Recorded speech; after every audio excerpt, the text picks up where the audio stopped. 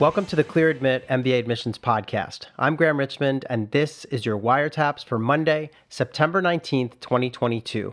I'm joined by Alex Brown from Cornwall, England. Alex, how are things going? Very good. Thank you, Graham. So I am pumped. I mean, we have a lot to talk about this week. There's just a ton that's been going on. We almost had trouble recording because on my way back, I was in the US last week, and on my way back, they kind of stopped me at security because of my microphone for the podcast, because I'd been traveling with it because we recorded an episode when I was in the US, and in any event. So we're lucky that this is happening because I almost didn't make it through security well done. to get on the plane. In any event, as I said, I had kind of a whirlwind week last week in the States, and I got to visit Columbia Business School's new building, which was awesome. I was actually really blown away by their new campus and new building and stuff. And we've got rankings out from Business Week. We've got application deadlines, class profiles. I mean, there's just a ton going on this week. So I guess I just wanted to ask you, though, can you run us down? Is there anything important deadlines-wise this coming week for people to have on their calendar? Yeah, this upcoming week, Ross, Booth, Highe, Cornell are amongst the top schools with round one deadlines for this week. Ross sort of leads the way today, actually. Wow, okay. So that's very good. We also have some interview invites coming out, so that generally sparks a little bit more conversation than on LiveWire. So Duke's early action interview invites are due out on Thursday, and ISA's early decision invites are due out by Tuesday. Wow. And also, I don't remember when Yale's admissions deadline is, but, with Yale and with Columbia early decision, they're often, we start to see a steady flow of interview invitations. So people should stay tuned. The other thing is we're still running this little survey, which is, it's a really interesting survey about just people's opinions of business schools. Like, what do you associate? If you hear the word, Yale, what do you think of in terms of academic reputation? What do you think of in terms of brand? So we're running this survey, and we need your help. If you're listening and you haven't taken the survey yet, go to bit.ly/MBA brands. And that's all one word, all lowercase, and take the survey. It'll just take you less than 10 minutes to fill out. And it's super helpful for us as we gather kind of all this information. So lots of fun. People should tune in and take that. The other thing, Alex, is that... You forgot the incentive, Graham, again. Oh, I keep forgetting. I know. Yeah. So if you take the survey, we're giving out a $200 Amazon gift certificate to one survey respondent. And then we're also giving out $25 gift certificates to Amazon as well. So there'll be a lot of prizes. So chances are if you, get in there and take a survey, you might get a prize. So please do that soon.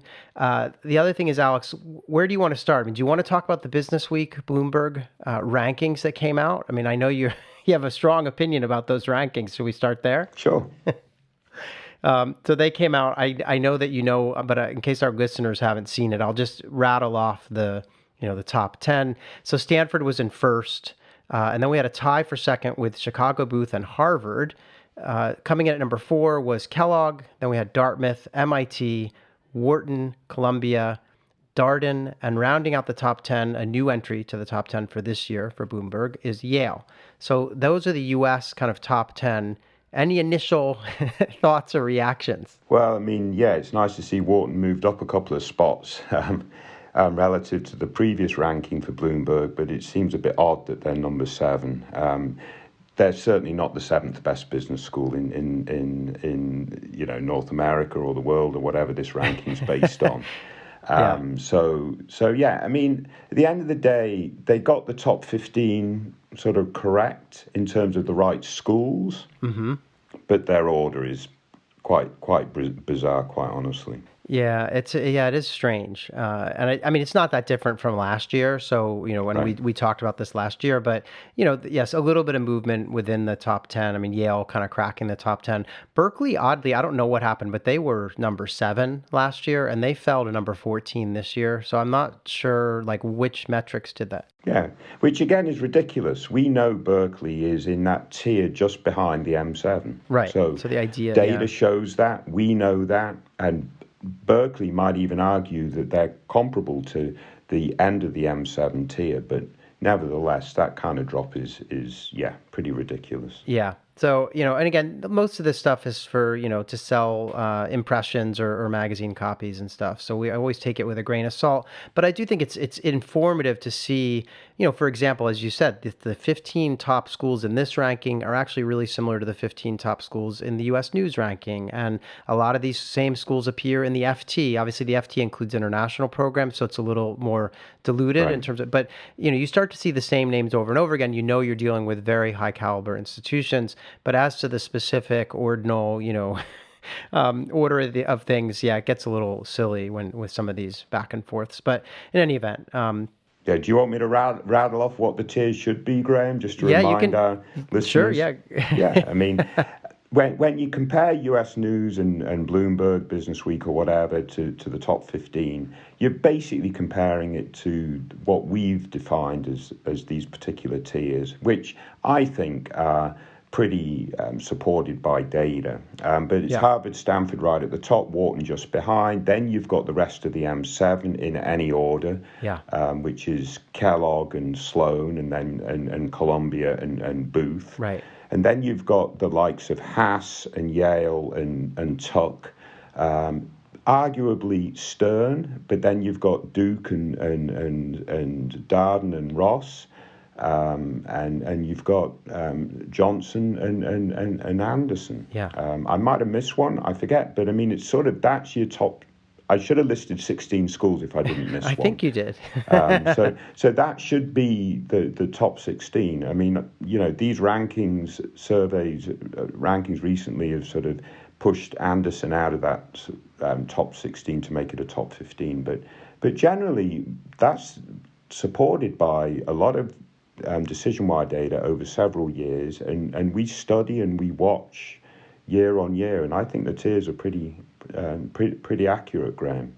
Yeah, and this is why, I mean, obviously everyone tuning in now doesn't have admissions results yet, but to the extent that when you get admissions results, if you share them on DecisionWire, it really helps us to get a sense of these things and to be able to share with our listeners like where things stand. So yeah, we have, thousands of entries in DecisionWire over the years that tell us like where people get in and where they decide to go. And it's those head-to-head kind of matchups that help us to understand the tierings of schools. So in any event, probably enough said on Business Week, but that ranking's out, and I don't know what the next one's going to be. I guess it'll be the FT. I think that's in January. So stay tuned, and we always keep on top of these things. It's fun to debate, and it always sparks a lot of conversation online, that's for sure.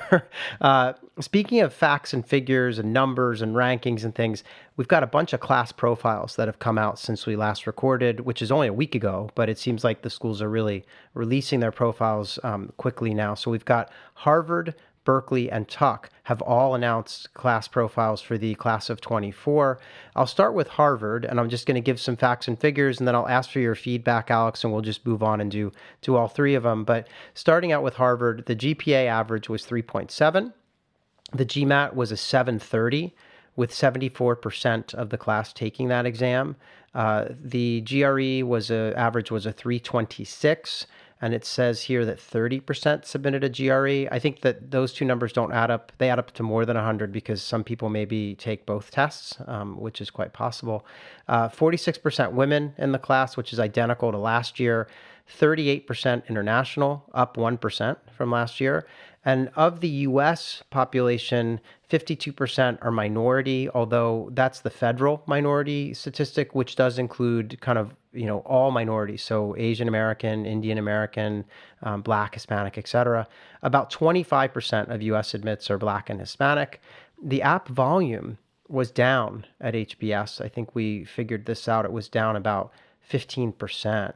They had 8,264 apps versus 9,773 last year. So I'll stop there, Alex. Any thoughts about HBS? Their class size is 1,000 again, and this is the last year that they're doing that. It'll be back to 900 for this season.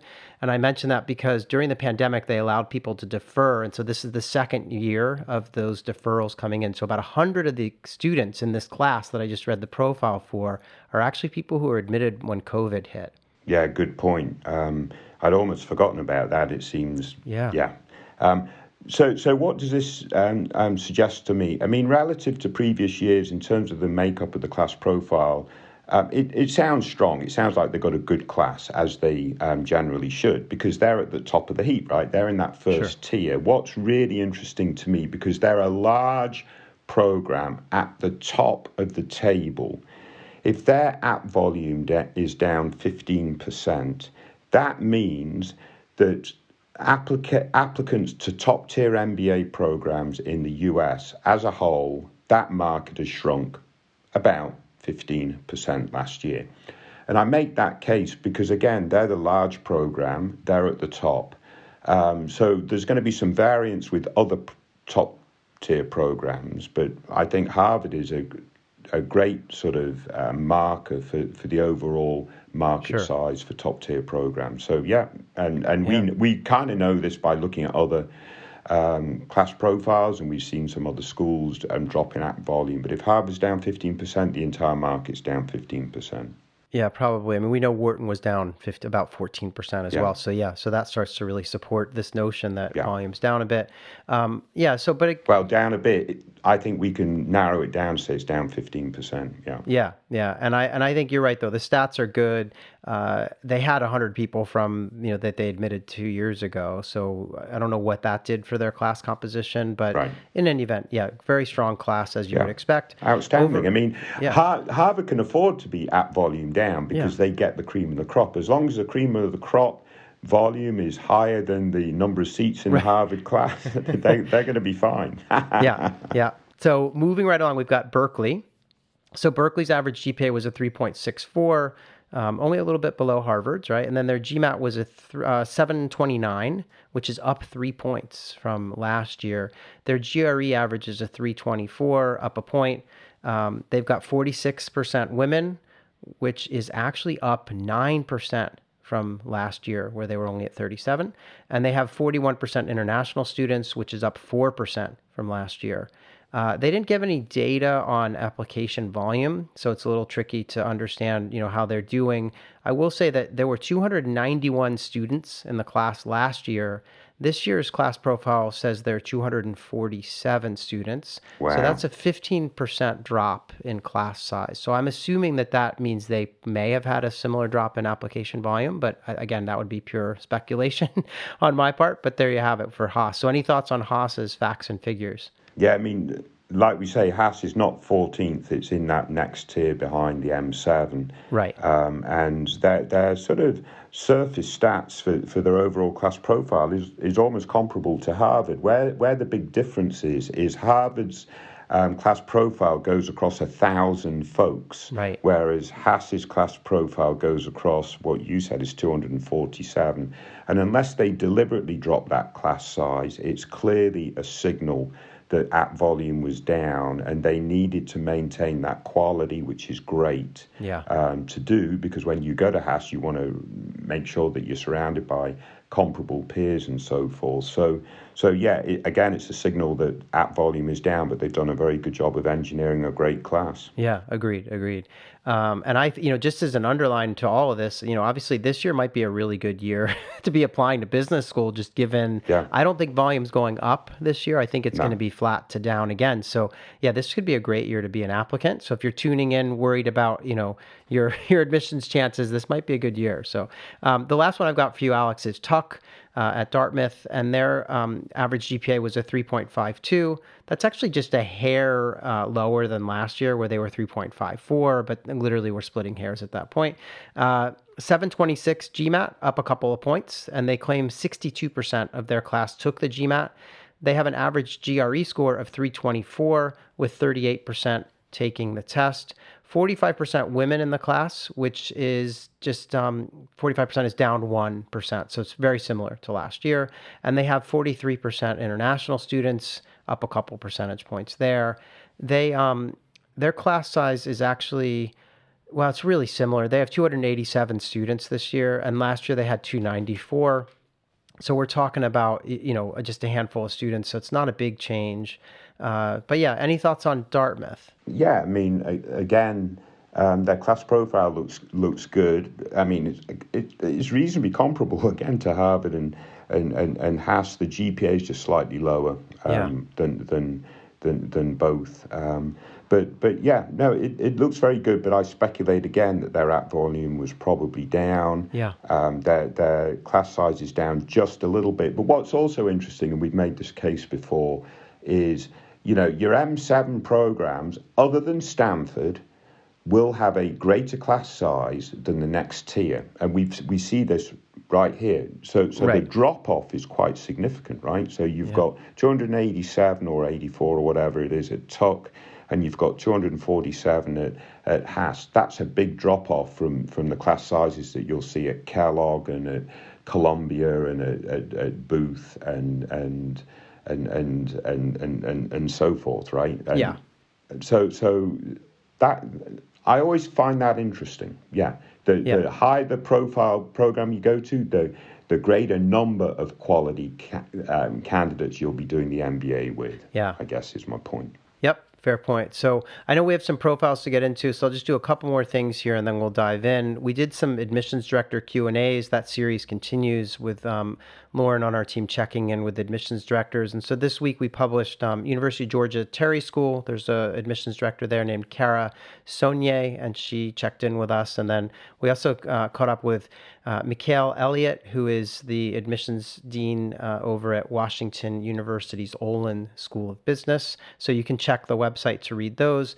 Last week we did an essay event, a virtual event online with Berkeley, Yale, Chicago, Wharton, and Cornell. That was just a total blast. And we had like 400 people or more show up, and yeah, just a lot of fun. And this week on Wednesday at noon Eastern, I'm going to be again sitting down for a virtual workshop with Columbia, Duke, Carnegie Mellon, UT Austin, and UNC Kenan-Flagler. So please come to that event if you want to learn more about those schools and in particular their essay questions.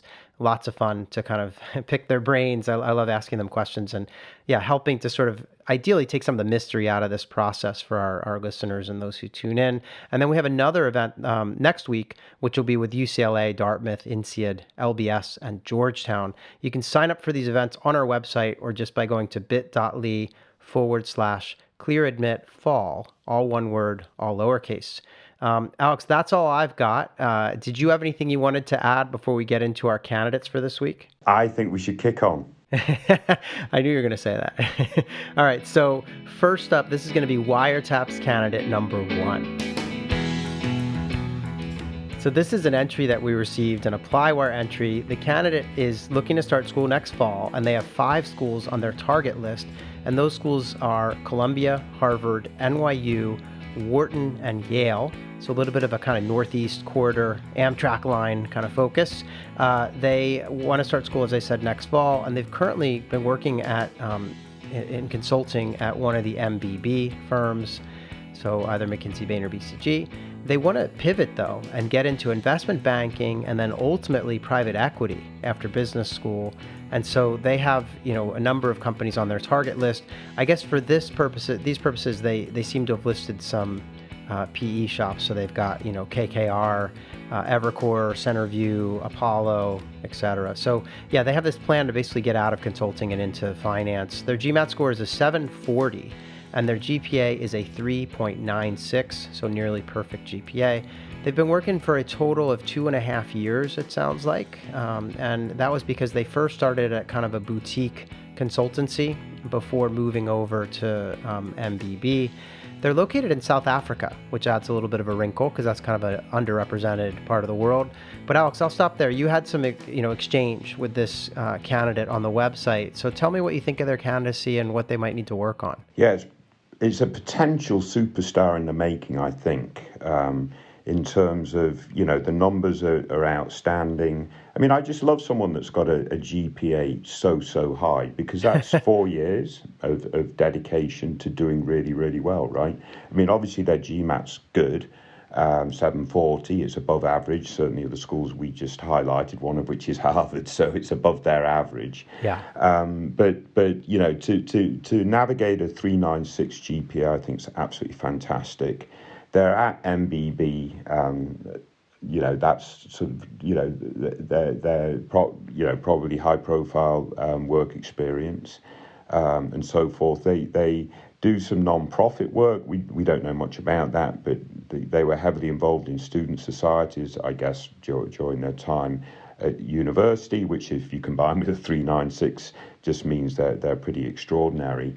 I also think that it's worth noting that top business schools, like international candidates that have a passion to return to their home marketplace, on the assumption that they can make a bigger impact in their home marketplace than they would if in the US marketplace, as it were, because the US marketplace is generally just much more mature, so it's more difficult to have that significant impact. Whereas with their goals and so forth, I think they could illustrate that they have the potential for greater impact by doing that. So, 2.5 years experience, 3 years coming in at matriculation, I assume that's certainly on the lighter end, and that might raise a little bit of a concern with one or two AdCom, but there'll be one or two AdCom that are really going to look at the potential for a candidate like this rather than the actual. So I think Graham, I'm pretty high on this candidate, quite frankly. Yeah, I think you identified the only wrinkle, which could be, slightly less experience. But, we just talked about the marketplace right now being a bit thin. Yeah. And so I have to think a South African candidate with a 740 and a 396 is going to go to a top business school without any trouble at all. Look, this person's at MBB. By the way, I wanted to ask you, they indicate that before MBB, they worked at a small consulting firm. And they said TMT Consulting, and I thought, wow, there's another acronym that I have no idea what it stands for. So I did look it up though, just because I always I kind of geek out about learning about these things. So it stands for Telecom, Media, and Technology. So they have this background in telecom, media, and technology. The reason I'm bringing that up is because I wonder to what extent they might get into banking and then private equity with a focus on those fields, because those are obviously big time growing fields that we see a lot of business activity around. So I don't know, to the extent that I don't know what they're doing at McKinsey or Bain or wherever they are now and whether it ties into that, but if they have that thread that's been consistent over the course of their past, then doing deals for a bank in that domain, that would not be out of the question and might be interesting to have, some kind of an interest there. So in any event, I just mentioned that, but I do think this is, as you say, superstar in the making, a little younger, but probably has the stats and work experience to make it through this year. Yeah. And, their target schools, Columbia, Harvard, Stern, Wharton, Yale, obviously it looks like they're targeting being in New York City for investment banking for the short term, which I think does make a lot of sense for their long-term plan. Get that investment banking experience before heading back. I do think that they need to take a punt at Stanford. I know that's not close proximity to New York City, but why wouldn't they take a punt at Stanford? And in the long run, that's Stanford back in South Africa might well play out well also. So I certainly would have them consider, and Stanford probably would be one of the programs that is more sort of keen to take a bit of a punt on potential rather than actual. So yeah, I think they should at least look at Stanford. Yeah, fair point. Again, yeah, I agree that they must have had this kind of New York focus, which led to that Northeast corridor kind of clustering of the schools. But yeah, they have good numbers, and they might want to, as you say, take a chance, see what happens. Yeah. Excellent. All right, so I want to thank that person for sharing their profile. Let's move on, though, and talk about WireTaps candidate number 2. So this is another ApplyWire entry that you picked, Alex. And again, someone who wants to start school in the fall of 23. They've been working in audit and assurance, so think kind of Big Four type stuff. And the schools that they're interested in targeting are Dartmouth, Duke, Emory, Ross, Kellogg, UNC, and Darden. They want to pivot into more traditional consulting and potentially even technology. And so they list companies like Bain, BCG, McKinsey, Ernst & Young, A.T. Kearney, PwC. So lots of traditional kind of consulting firms. Their GRE score is a 321. They have a GPA of 4.1. It's out of a 5 scale, and they, I guess, earned their degree in Nigeria, where they're from. It was in a quantitative course. I think it was in like statistics or something, very quant-oriented. So they did quite well as an undergrad. They mentioned that to us. They've been working for about 6 years. They're actually not in Nigeria now. They're in London. So they've made the move to London, working, as I said, in audit and assurance. and they want to land in the U.S. They seem like they're not super picky about where in the U.S. because they mentioned Northeast, South, Southwest, so they're pretty open. They do state in their note to us that they know their test score, that 321 on the GRE, is not terribly impressive, but they did have this, strong GPA and performance in statistics as an undergrad. They're also a certified accountant, and they're wondering, how much does that weigh in their favor? And the last question they asked, and this one's going to be fun to debate, Alex, is they just asked if people working in audit and that stuff are sort of looked down on in terms of, in the applicant pool. Are they not desirable for some reason? It's possible, right?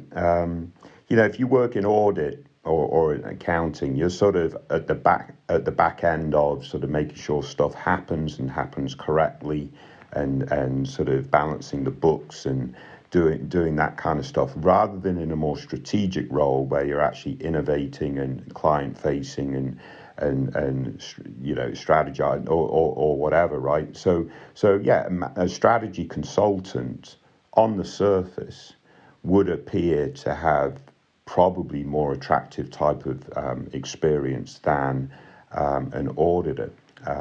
But then it becomes more about the nuance of the experience as an auditor. Have you stepped up, led teams, done some sort of work outside of the box, maybe improved some processes or recommended those improvements, managing up and so on and so forth. So it's not black and white, right, Graham? But, I think it is fair to say that on the surface, it is a little bit of an uphill battle to show that you have the equivalent types of sets of experiences to bring to the table.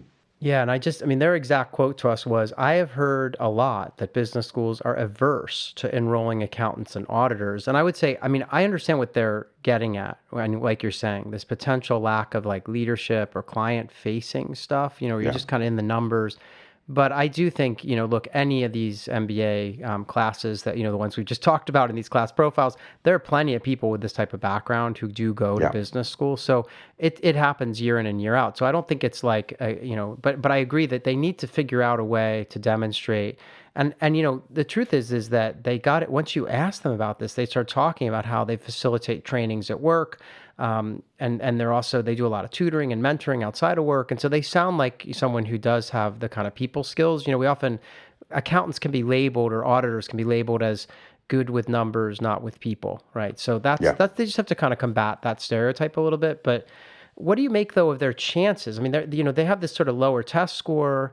The GPA is better, but are you concerned about their chances? Granted, their school target list has got a nice range, but what do you think of that?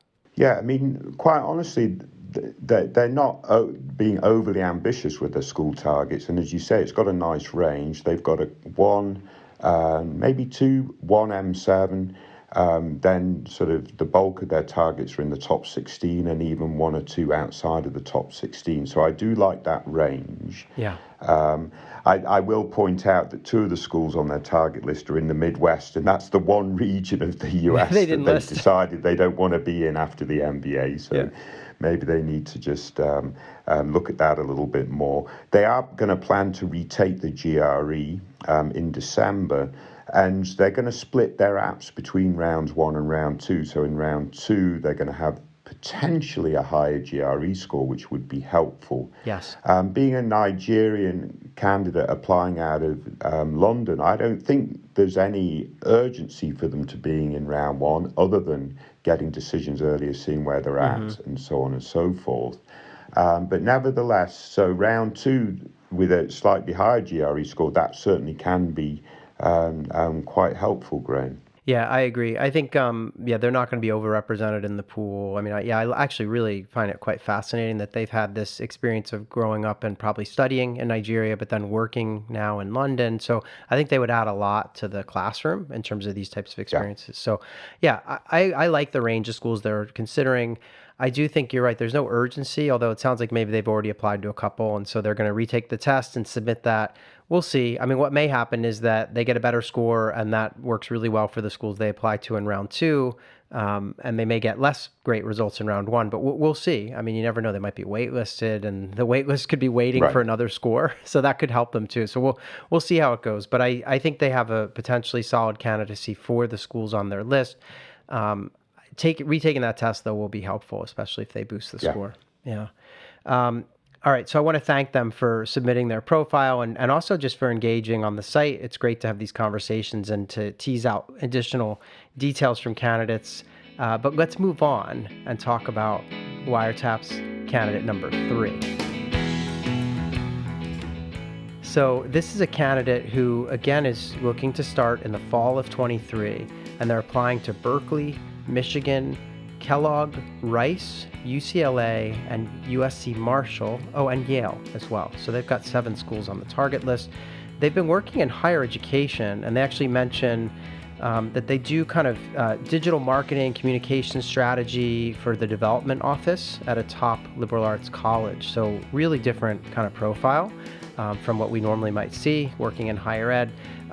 They want to get into consulting or maybe venture capital. So in the short term, they've got Bain, BCG, Deloitte, Ernst & Young, McKinsey on their list. Their GPA from undergrad is a 3.27. They've been working for 4 years. They're based in California, and they would love to either land in LA or Oahu after business school. And the reason they have Oahu on the list is because I believe they are of Hawaiian descent. Alex, you had some exchange with them. And before I ask you to kind of review their profile and tell me what you think, I wanted to mention that they left a note in their profile when they posted it, and they said, "Hi, Alex and Graham. I've been listening to the podcast for 3 years now, learning more and more about the MBA application process over those years." So I wanted to thank them. That's got to be the record. I don't know if anyone else has listened for that long. So hopefully they've. Have we had the podcast for 3 years? I think we maybe have. That would be my question. Yeah, because I think we actually have, because this is not that I keep track or anything, but this is the 167th episode of WireTaps, because I always have a little note in my file when we make a new episode. So I guess that does equate to, 52 episodes a year. So so we've been doing these for, that's a lot of episodes and a lot of candidates profiled. So with this candidate who listens, who we've just talked about, is, hopefully this is like a test of whether or not the case method style of learning about MBA admissions works. But talk us through their profile, because they've done some things that I think suggest that they have learned quite a bit. But tell us what you think of their background. Again, 327, they haven't taken a test yet, but they're aiming for a 330 on the GRE. Working in higher ed. What do you make of this candidacy? Yeah, I think there's a lot of potential here. I mean, obviously their work experience is slightly different in higher ed, fundraising in higher ed, and so on and so forth. But it looks like they've done well doing that, so that's very good. Their GPA is going to be lower than the median of the schools that they're targeting, so that's a little bit of a concern. So what have they done about that? They're just about to complete MBA Math, so that's the right thing to do. Yeah. And they're targeting a GRE score in the sort of high 320s, 330. If they do that, that's going to be really, really helpful. And, basically targeting above average for the schools that they're thinking. Then I think they've sort of mitigated this lower GPA. So the MBA Math plus a higher GRE, absolutely fantastic. So it looks like, not only, at work, but they've done some really good things outside of work. They've obviously been quite integrated into the MBA culture, the sort of pre-MBA culture. They're part of the MBA consortium, I think. They've run a diversity MBA conference, or at least sort of participated and sort of co-directed. They're a Riordan fellow, which is a relationship with UCLA, Anderson. So they've done a lot of the right steps. So I'm very keen on that too. I think that behooves really well. Their short-term goal coming out of the MBA makes a lot of sense. Get some business experience through consulting. So some business experience through consulting. I'm very queasy about their long-term goal, because we know how difficult access to venture capital is, especially without a strong sort of finance background. That said, I did push them a little bit on this, and they have a real passion and interest in doing stuff related to Hawaiian culture and Hawaiian ownership of land and business on the island. So I think if they could reorient their long-term goal more closely and align it to that, rather than just explicitly talk about venture capital, I think that storyline will play really well with AdCom.